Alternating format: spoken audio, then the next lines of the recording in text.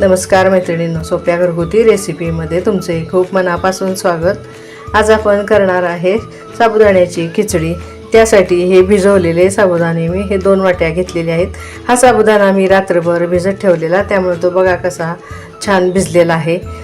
ज्या वाटीनं आता हा भिजलेला साबुदाणा मोजला त्याच वाटीनं 1 वाटी हे शेंगदाण्याचं कूट आहे.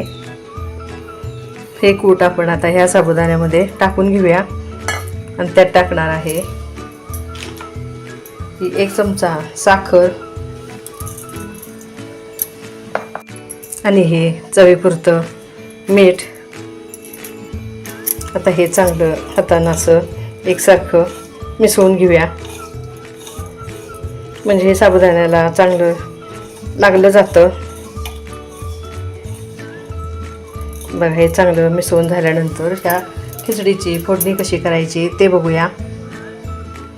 कढई गरम झाली आहे, त्यात आता साधारण हे 2 चमचे तेल टाकून घेऊया. तेल गरम झाले, त्यामध्ये टाकूया हा वाफवलेला 1 बटाटा. हा असा हातानं फोडून टाकायचा आहे. तुम्ही जर बटाटा शिजवून वापरणार असाल तर थोडा वेळ घट्ट होण्यासाठी हा फ्रीजमध्ये ठेवा, म्हणजे ह्या बटाट्याला पाणी सुटत नाही आहे. असा बारीक मोठा तुमच्या आवडीप्रमाणे फोडून तेलात परतून घ्यायचा आहे. असा मिनिटभर परतूया. गॅसची फ्लेम ही आता मी लो ठेवलेली आहे.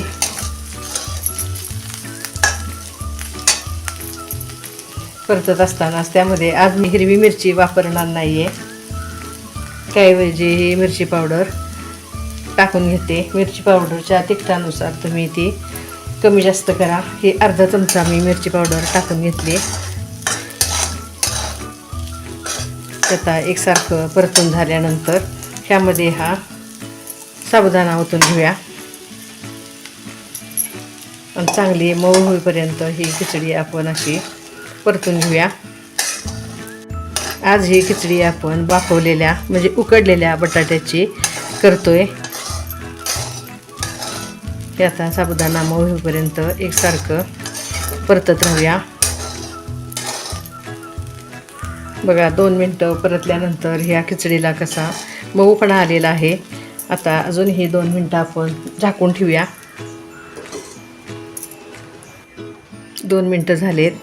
बघूया आता खिचडीला वाफ आली आहे का. ही अजून एकदा खालीवर करून घेऊया आणि ह्यामध्ये थोडीशी मी कोथिंबीर टाकून घेते.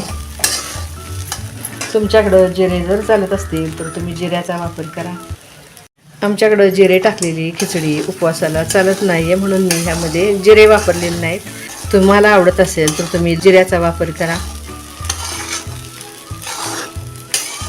बघा, खिचडीला कशी छान वाफ आलेली आहे. जसजशी आपण परतत जाऊ तशी ही चांगली सुट्टी आणि मऊ व्हायला लागलेली आहे. बघा, साबुदाणा एखादा कठीण असतो, अशा वेळेस काय करायचं तर थोडासा दुधाचा हापका मारायचा आणि या खिचडीला वाफ आणायची, म्हणजे खिचडी आपली छान मऊ होते. साबुदाणा चांगल्या क्वालिटी असल्यामुळं ह्याला दूध टाकायची काही गरज नाही. आपण जसं परतत जाऊ तशी ही खिचडी मऊ सुट्टी छान होते, म्हणून मी अशी ही फक्त परतूनच मऊ करणार आहे. आता अजून 1-2 मिनटं झाकून ठेवते आणि नंतर आपण ही सर्व करायचे.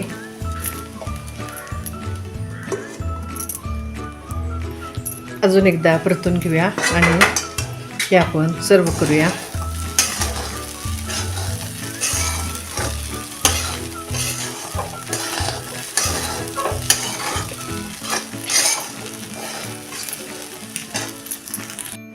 बघा मैत्रिणींनो, वाफवलेल्या बटाट्याची माझी ही खिचडी करण्याची पद्धत तुम्हाला कशी वाटली मला नक्की कमेंट्समध्ये कळवा. रेसिपी आवडल्यास मैत्रिणींमध्ये शेअर करा. माझ्या चॅनेलला अजूनपर्यंत सबस्क्राईब केलं नसेल तर ते जरूर करा.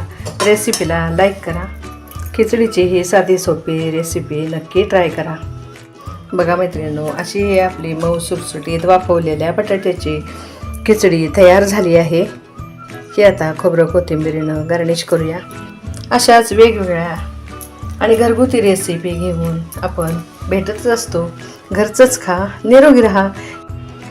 धन्यवाद.